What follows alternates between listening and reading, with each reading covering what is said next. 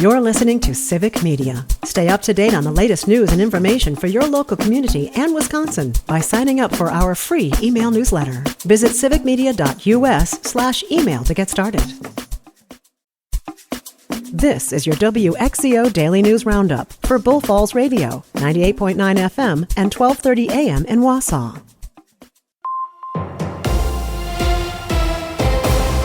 Civic Media News. I'm Terry Bell. Here's what Wisconsin needs to know.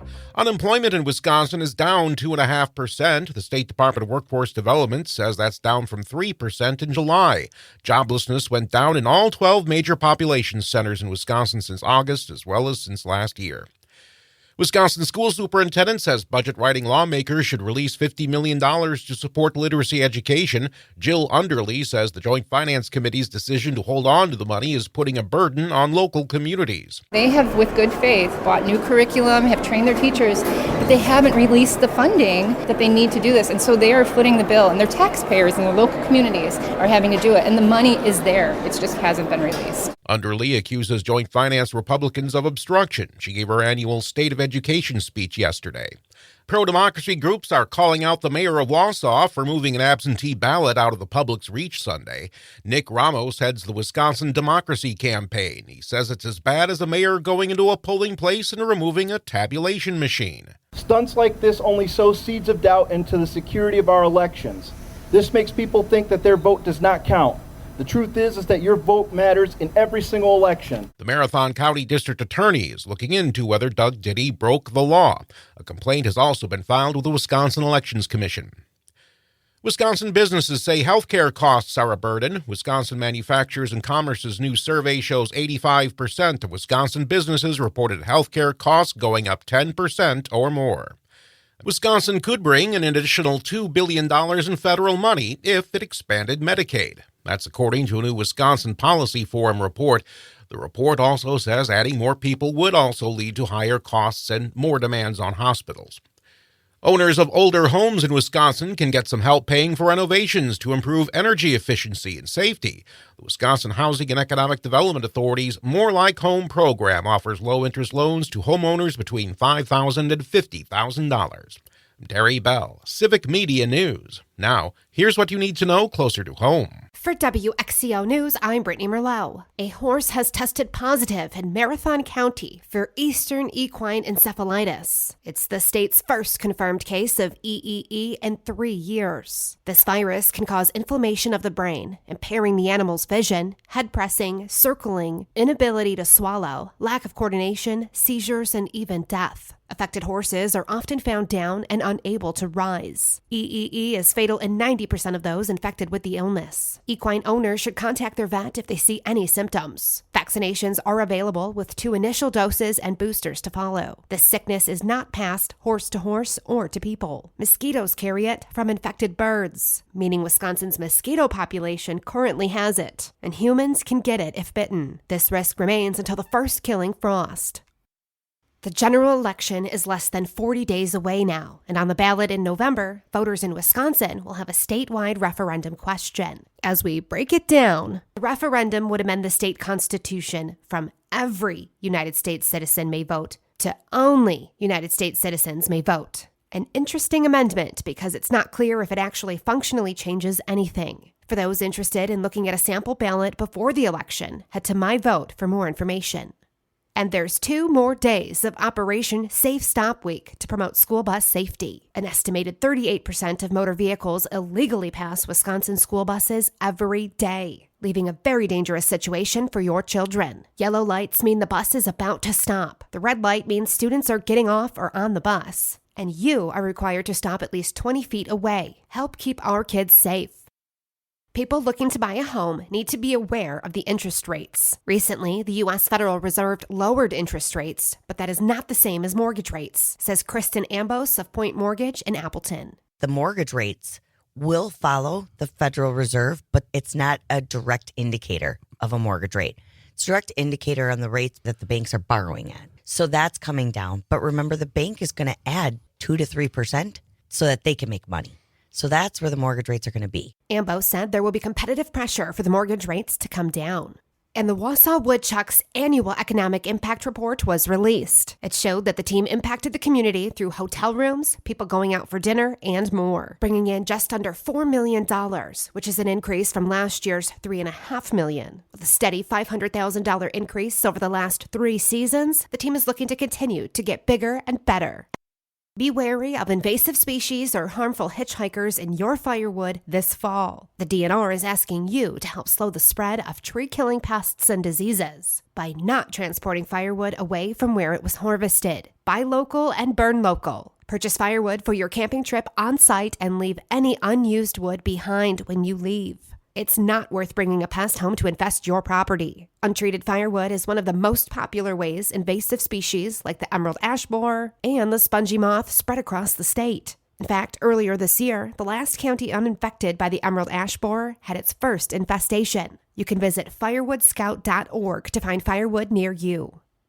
And the Youth Deer Hunt happens October 5th and 6th. The DNR encourages hunting mentors to introduce the rich tradition of deer hunting to the next generation. This includes hunters 15 years old and younger. And that's what you need to know. I'm Brittany Merlot for WXCO. A potential playoff preview begins tonight. Hi, I'm Jimmy Kuska with sports, filling in for Mike Clemens. The Brewers are locked into the NL's 3rd seed and will play in next week's wildcard round. This weekend, one of their potential playoff opponents, the New York Mets, are in Milwaukee for a 3-game series. The playoffs begin Tuesday. A familiar face awaits on the opposing sideline this Sunday. Vikings running back Aaron Jones will play his first game against his former team. Packers head coach Matt LaFleur said there's still a lot of love for Jones in Green Bay. I think everybody in this building respects not only the football player, but more importantly, the person that he is. And like I said, there's a lot of love for him. We're going to have to hit the pause button for about a 3-hour window on Sunday, and then, pick it back up. The team has not announced whether Jordan Love will play after missing 2 weeks with an MCL sprain. Kickoff is at noon on Sunday. Wisconsin football is heading west today to take on USC tomorrow. Badgers head coach Luke Fickell said long trips present challenges, but doesn't expect it to be an issue on Saturday. Traveling to the West Coast means Friday morning is going to come really quick, and we got to get in here. The guys got to, get here and get ready to roll, and so that's different. But is it completely different? No. I mean, if you were going to the East Coast, it would still be early. It just maybe wouldn't be as early. The game at USC starts at 2:30 p.m. tomorrow. Wisconsin returns home next week to play Purdue at 11 a.m. Filling in for Mike Clemens, I'm Jimmy Kuska with Civic Media Sports. On your entertainment beat, I'm Pete Schwaba. What did Amazon acquiring MGM do for you and your viewing tendencies? Probably not a whole lot, but if you're a RoboCop fan, Variety has some good news.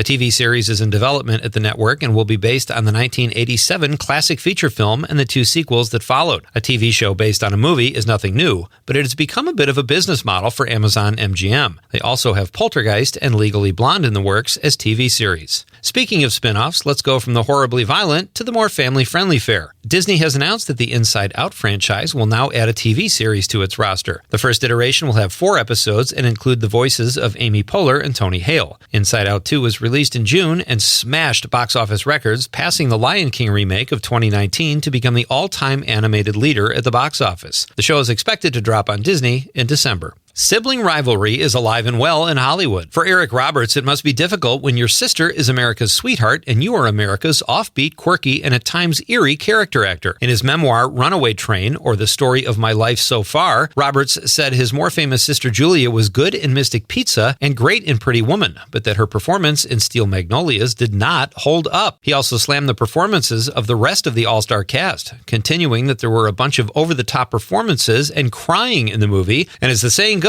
when award season rolls around, crying and dying bring home the bacon. Must be nice to have a sibling that can retroactively critique your performances. The studios are digging deep for reboot material. Remember the 1980s film The Burbs that starred Tom Hanks and Corey Feldman? It's getting a reboot and a makeover and will star Keke Palmer. The show will air on Peacock and it will be produced by Seth MacFarlane's company. Here are a few options that hit the big screen. First up, it's the highly anticipated The Wild Robot. If you love movies about robots that get stranded on deserted islands, then The Wild Robot is your film. The story follows the adventures of Roz, a robot who has to endure harsh conditions after being stranded on the island and befriending a gosling. As you can imagine, it's a family-friendly film. The critics are raving about it. It's currently pulling a 98% on Rotten Tomatoes. Francis Ford Coppola's 40-year, $100 million project Megalopolis also hits the big screen in wide release this weekend, but to uneven reviews. The legendary director's passion project is pulling about a 50% on Rotten Tomatoes. And if it's graphic horror you're in the mood for, check out the Demi Moore film's The Substance. The film explores trying to make a better version of yourself by using, you guessed it, the substance. What could possibly go wrong? Let's go to the movies. For more showbiz fun, tune in to Nightlight with me, Pete Schwaba, weeknights from 6 to 8 p.m. on the Civic Media Radio Network. This little summertime in September thing we have going on here is going to continue right on through the weekend. Today, mostly sunny. We'll get to 81 for a high this afternoon. Tonight, clear 49. Tomorrow, sunshine 79 on Sunday. Sunny